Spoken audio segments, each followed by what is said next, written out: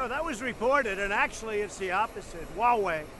Huawei is a company we may not do business with at all. And it was sort of reported, I think, the opposite today. I was surprised that we are open to doing business. We're actually open not to doing business with them. So I don't know who gave the report.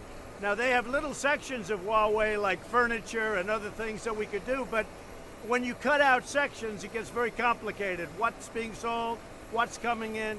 So at this moment, it looks much more like we're not going to do business. I don't want to do business at all because it is a national security threat. And I really believe that the media has covered it a little bit differently than that.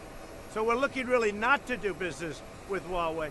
And we're actually talking about not doing any business because, again, the rest of it is not national security, but it's very difficult to determine what's coming in, what's not coming in. It's still Huawei. So we'll be making a decision over that in the not too distant. So why can't you tell us where they talk to President Xi? I just don't want to comment on that. Is there a call set up for next week? Well, I can speak to him anytime, but he understands how I feel. I just can't comment as to whether or not I spoke to him. But I will tell you this. We're having very, very substantive talks with China and with others, but with China. I can't believe it. You know, I tell you, I've never seen 2 million people. When you talk about crowd size, Maggie, those are serious crowds, the Hong Kong crowds. I mean, when they said 2 million people on the streets, that really looked like 2 million people on the streets.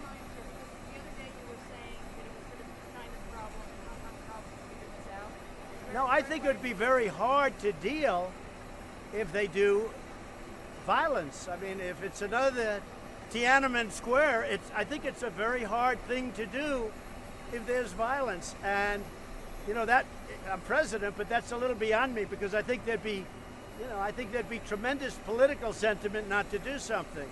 So I hope, because I think we're going to end up doing a very good deal.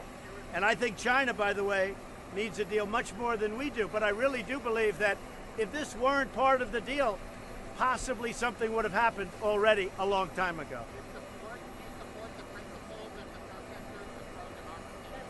Well, I'll tell you what I do support. I support liberty. I support democracy. I understand what's going on very well over there. I'd love to see it worked out in a humane fashion. And I think they have a great chance of doing it. Look, I put out, and I told you, that I really believe, I have a confidence in the talents of President Xi.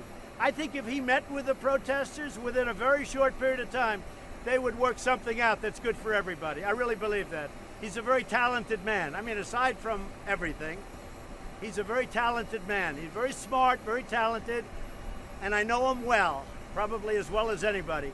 And I believe if he sat down with them, now, you know, that's not his deal, sitting down with people. You know, he doesn't do that.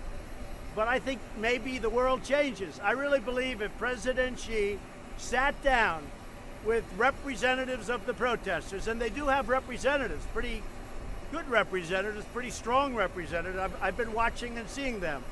If he sat down, I think he'd work something out, and I think it would be good for everybody. But it does put pressure on the trade deal. If they do something negative, it puts pressure. Now, that deal I can sign by myself. It's structured, so I don't have to go to Congress. But I respect Congress. I respect the views of Congress, and I respect, most importantly, the views of the people of our country. And I think it would be much harder for me to sign a deal if he did something violent in Hong Kong.